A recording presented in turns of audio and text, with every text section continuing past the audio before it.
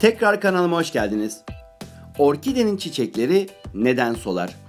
Solmaması için neler yapılmalıdır? Orkidenin çiçekleri solduktan sonra tekrar ne zaman çiçek açar? Çiçek açmasını nasıl destekleyebilirsiniz? Orkide çiçek dalı nasıl budanır? İşte bu soruların cevaplarını öğrenmek için hazırlamış olduğum videoyu gelin birlikte izleyelim. Orkidenin çiçekleri solabilir ya da düşebilir. Bu gayet normaldir. Orkide çiçeklerini 6 ayda bir açar. Fakat çiçekler açtıktan sonra en az 3 ay önce solduysa bunun başka nedenleri vardır. Burada çiçek dalı da kurumuş. Artık enerjisini çiçeklere vermek yerine yeni kökler oluşturmaya harcıyor demektir. Yapraklarına baktığımızda gayet diri ve sarkma yok. Bu da sulamadan dolayı sıkıntı yok demektir. Buradaki köklere baktığımızda kök rengi çok açık yeşil, yani griye yakın. Açık yeşil olan yeni kök uçları da mevcut. Kök renginin griye yakın olması birkaç gün sonra sulamasının yapılması gerektiği anlamına gelir. Çiçeklerini birkaç farklı nedenden dolayı kaybeden orkidelerin başlıca sorunu yanlış sulama yapılmasıdır. Bu orkide daha yeni sulandı. Kök rengi koyu yeşil, yeterince suyu emmiş. Birkaç gün içinde sulanması gerekir dediğim orkidenin kök rengiyle arasındaki farkı görüyorsunuz. Orkidenizi kök rengine göre sulamalısınız. Bununla ilgili bir video hazırlamıştım. Bu videoya yukarıdaki linkten veya açıklamalara ekleyeceğim linkten ulaşabilirsiniz. Orkideler bulunduğu ortamda nem veya ışık almazlarsa çiçeklerini kaybedebilirler ve ölürler. Bu gibi durumlarda çiçekler ile birlikte yapraklar da büzülür. Çiçekler dökülür, yapraklar sarkar. Bu orkidemiz yeni çiçek dalı çıkarmak için ihtiyacı olan mineralleri emmekte fayda sağlayacak yeni kökler üretmeye devam ediyor. Bu da eski çiçek dalının kesildiği yer. Orkidelerin kök sisteminin diğer bitkilerden ayrı olduğunu unutmayın. Köklerinin güneş ışığını alması hayati önem taşımaktadır. Orkidenizi fazla suladığınız takdirde köklerde yumuşama ve sulanma başlar ve şişer.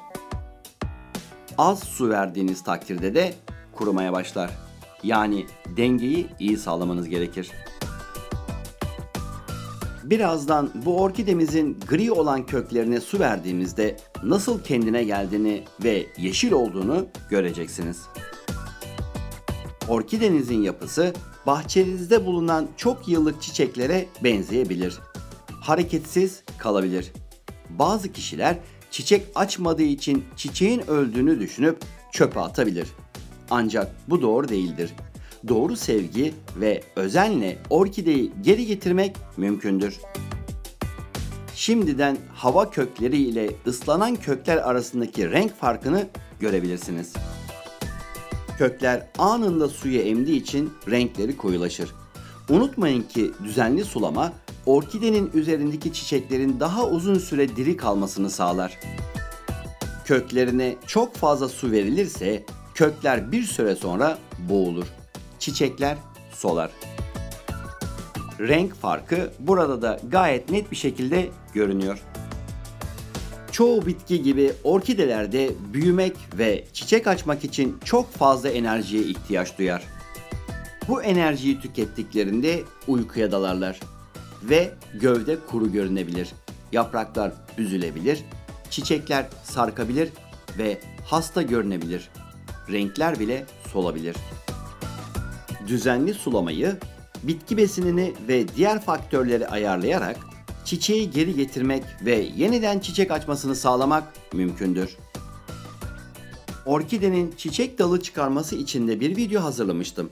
Bu videoyu da yukarıdaki linkten ya da açıklamalara ekleyeceğim linkten izleyebilirsiniz. Çiçeklerin solmasına ve orkidenin ölmesine neden olan bir sorun daha vardır. Nemli olan orkide toprağında unlu bitler olabilir. Bu unlu bitler bitkinin öz suyunu emerek beslenir ve orkidenin ölmesine neden olur. Toprağın düzenli bir şekilde kontrol edilmesi ve unlu bit görünürse temizlenmesi gerekir. Çiçekler solmaya başladığı için susuz kaldı diye düşünüp bol bol su vermeye devam ederseniz orkideniz ölür. Oysa ki çiçeklerin solmasına neden olan susuzluk değil, diğer bir sorun olan işte bu unlu bitlerdir. Bu unlu bitlerden orkidenizi nasıl temizlemeniz gerektiği ve diğer işlemlerin nasıl yapıldığı ile ilgili videoya yukarıdaki linkten ya da açıklamalara ekleyeceğim linkten ulaşabilirsiniz. Orkidenizin çiçekleri soldu ve çiçek dalı halen yeşil. O zaman aşağıdan yukarı sayarak 3. boğumun üstünden temiz bir makas ile kesin. Kestiğiniz yaranın kapanması ve kurumanın aşağı doğru inmemesi için antioksidan özelliği olan toz tarçın sürün. Bu şekilde yaparsanız ilerleyen zamanda bu boğumlardan birinden yavru orkide yani keiki elde edebilirsiniz. Tabii benim çiçek dalım tamamen kuruduğundan ben dibinden keseceğim ve yine kestiğim yere toz tarçın sürüyorum.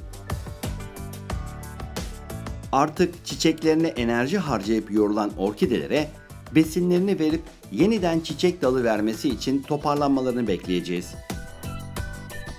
Kanalımda orkidelerin besinleri ile ilgili videolarım bulunmaktadır. Çiçeklerin solmasına sebep diğer bir sorun ise yapraklarından besin verirken, ki bu çok önemli ve orkideler için faydalıdır, yapraklara ve hava köklerine su püskürtürken kesinlikle çiçeklere su gelmesin. Taç yaprakları çok hassas olan orkide çiçekleri su ile temas ettiklerinde solarlar. Orkide çiçeği çok güzel olduğu kadar bir o kadar da ilgi isteyen, bakımı zor bir saksı çiçeğidir. Bu yüzden videoyu paylaşın ki herkes görsün, ki onların da sağlıklı orkideleri olsun ve altına yorum yapın. En azından basit bir teşekkür veya bir öneri gibi geri bildirim yazın. Videoyu beğendiyseniz beğeni tıklamayı, kanalıma yeni geldiyseniz abone olmayı ve zili aktif etmeyi unutmayın. Bir sonraki videolarımda görüşmek üzere.